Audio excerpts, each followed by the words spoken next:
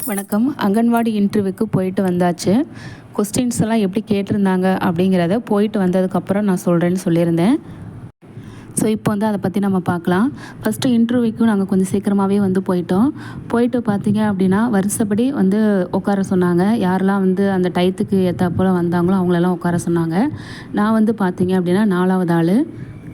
First பார்த்தீங்க அப்படின்னா 2 பேர் வந்து நம்ம கொண்டு போன அந்த சர்டிஃபிகேட்ஸ்லாம் வந்து வெரிஃபை பண்ணாங்க. முக்கியமாக நமக்கு வந்து கால் லெட்டர் இருக்கா அப்படின்னு சொல்லி ஃபஸ்ட்டு அதை வாங்கிக்கிட்டாங்க. அதை வாங்கி செக் பண்ணி பார்த்துட்டு அதுக்கப்புறம் தான் ஒரிஜினலே வந்து வெரிஃபை பண்ணாங்க. அந்த லெட்டர்ஸ் வந்து கொண்டு வராதவங்களாம் அலோவ் பண்ணலை. அதே போல் பார்த்தீங்க அப்படின்னா கரெக்டான அட்ரஸ் ப்ரூஃப் கொடுக்காதவங்களையும் பார்த்தீங்க அப்படின்னா அவங்க கொஞ்சம் ஏன் நீங்கள் இது கரெக்டாக வைக்கல அப்படிங்கிற மாதிரி வந்து சத்தம் போட்டாங்க. நான் நம்ம வீடியோஸில் நிறைய டைம்ஸ் வந்து நான் சொல்லியிருந்தேன், கண்டிப்பாக அட்ரஸ் ப்ரூஃப் வாங்கணும், இல்லைனா நீங்கள் இருக்கிற அட்ரஸ்க்கு ஏற்ற போல் ஆதாரில் சேஞ்ச் பண்ணிக்கோங்கன்னு சொல்லியிருந்தேன். நிறைய பேர் வந்து அதுக்கு ஏற்ற போல் ப்ரூஃப் வந்து கொண்டு போயிட்டாங்க.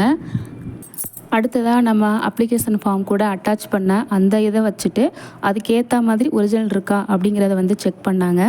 இப்போ வந்து +2 மார்க் ஷீட் இருக்குது அப்படின்னா அதை வச்சுட்டு அதோடு வந்து ஒரிஜினலுக்கு சேமாக இருக்கா, ஜெராக்ஸும் ஒரிஜினல் ஒரே மாதிரி இருக்கா அப்படிங்கிறத வந்து செக் பண்ணாங்க.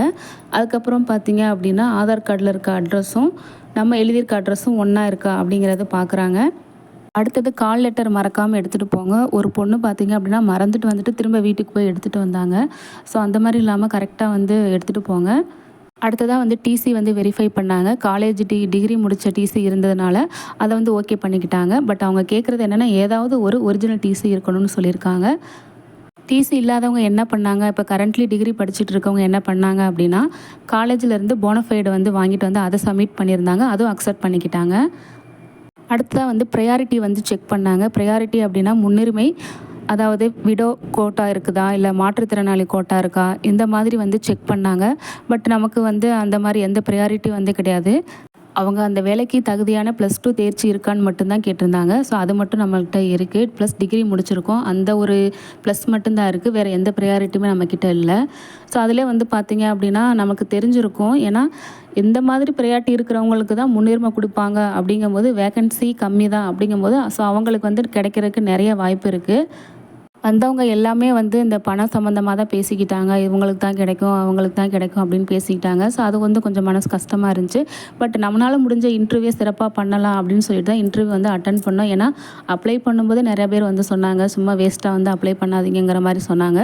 பட் இருந்தாலும் நம்மளுக்கு ஒரு அனுபவமாக இருக்கணும். நானும் வந்து இன்டர்வியூ அட்டன் பண்ணியிருக்கேன். ஸோ இன்டர்வியூ எப்படி கேட்பாங்க அப்படிங்கிற ஒரு அனுபவத்துக்காகவும் நான் இந்த வேலைக்கு வந்து அப்ளை பண்ணேன். ஏன்னா அரசு துறையிலேருந்து ஒரு நேரடி நியமனம் எப்படி நடக்குது அப்படிங்கிறத நம்மளும் தெரிஞ்சுக்கலாம் இல்லையா. ஸோ அனுபவங்கிறது ரொம்ப முக்கியம். சப்போஸ் கிடைக்கிறதுக்கும் வாய்ப்பு இருக்குது. ஏன்னா இப்போ நம்ம யாருக்கு ப்ரையாரிட்டி இருக்குது இல்லை அப்படிங்கிறது நமக்கு தெரியாது. சப்போஸ் ப்ரையாரிட்டி இருக்கிறவங்க யாருமே அப்ளை பண்ணலை அப்படிங்கிற பட்சத்தில் முழு கான்ஃபிடென்ஸோடு பார்த்திங்கன்னா இன்டர்வியூவில் நம்ம சிறப்பாக பண்ணும்போது நமக்கு கிடைக்கிறதுக்கான வாய்ப்பும் இருக்குது. ஸோ அதே வந்து யாரும் இல்லைன்னு சொல்ல முடியாது இல்லையா. ஸோ முடிஞ்ச வரைக்கும் நம்மளோட சைடு வந்து 100% கொடுக்கணும்னு நினச்சி நான் ப்ராப்பராக வந்து ப்ரிப்பேர் பண்ணிட்டுலாம் வந்து போயிருந்தேன். அடுத்தது இன்னொரு விஷயம் என்ன அப்படின்னா எங்கள் சென்டரில் 3 வேக்கன்சி தான். அதாவது ஒரு பணியாளர், 2 வந்து பார்த்தீங்க அப்படின்னா உதவியாளர் வந்து கேட்டிருந்தாங்க. ஸோ அந்த கம்யூனிட்டியும் அவங்க சொல்லிட்டாங்க, இந்த கம்யூனிட்டி தான் எங்களுக்கு தேவை அப்படிங்கிற மாதிரி அவங்க சொல்லிட்டாங்க. ஆனால் அந்த 3 வேக்கன்சிக்கு பார்த்தீங்க அப்படின்னா 174 பேர் வந்து வந்திருந்தாங்க. ஸோ இன்டர்வியூ கொஸ்டின்ஸு பார்த்தீங்க அப்படின்னா ஒரு நார்மலாக தான் இருந்துச்சு, ரொம்ப பெருசாலாம் வந்து கேட்கல. ஃபஸ்ட்டு டாக்குமெண்ட் வெரிஃபிகேஷன்லாம் வந்து முடிஞ்சிருச்சு, சர்டிஃபிகேட்லாம் கரெக்டாக வச்சுருக்காங்களா அப்படின்னு.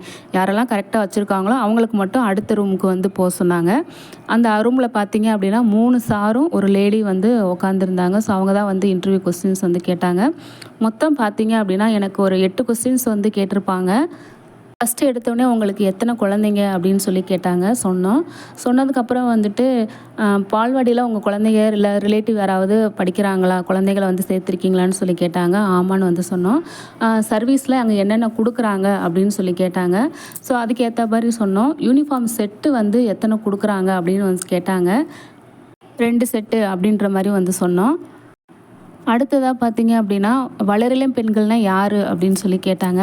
நம்ம சேனல் ஆல்ரெடி நான் சொல்லியிருந்தேன் இந்த கொஸ்டின் கேட்பாங்கன்னு. ஸோ அதையே வந்து கேட்டாங்க. நானும் அதுக்கு பதில் வந்து சொல்லிட்டேன்.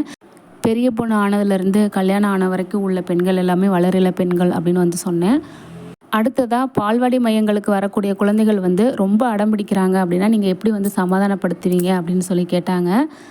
ஸோ என் குழந்தைய வந்து எப்படி சமாளிப்பேனோ அது போல் அந்த குழந்தைய தூக்கி வச்சு நான் சமாளிச்சுக்குவேன் அப்படின்னு சொல்லி சொன்னேன். அடுத்ததாக ஐசிடிஎஸ் திட்டம் பற்றி உங்களுக்கு தெரிஞ்சதை சொல்லுங்கள் அப்படின்னு சொல்லி கேட்டாங்க. ஃபஸ்ட்டு வந்து அதுக்கு எக்ஸ்பென்ஷன் வந்து நான் கொடுத்துட்டேன். இன்டகிரேட்டட் சைல்ட் டெவலப்மெண்ட் ஸ்கீம் அப்படின்னு வந்து சொல்லிட்டேன். இந்த திட்டம் வந்து 1975 வந்து தொடங்கினாங்க அப்படின்னு வந்து சொல்லிட்டேன்.